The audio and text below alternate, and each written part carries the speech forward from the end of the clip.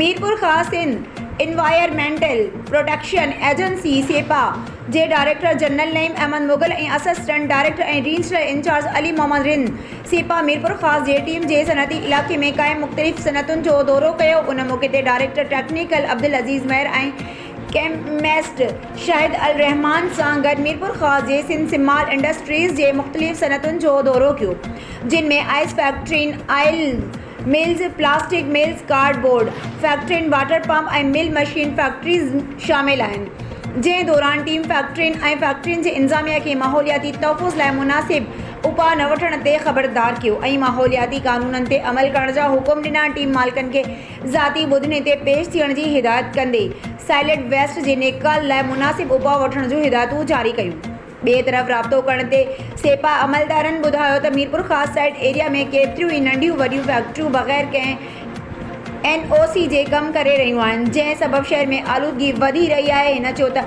सेपा ज़ाब्तनि ते अमल न कंदड़ ख़िलाफ़ क़ानूनी कार्रवाई कई वेंदी। सूमार समय जो मीरपुर ख़ास।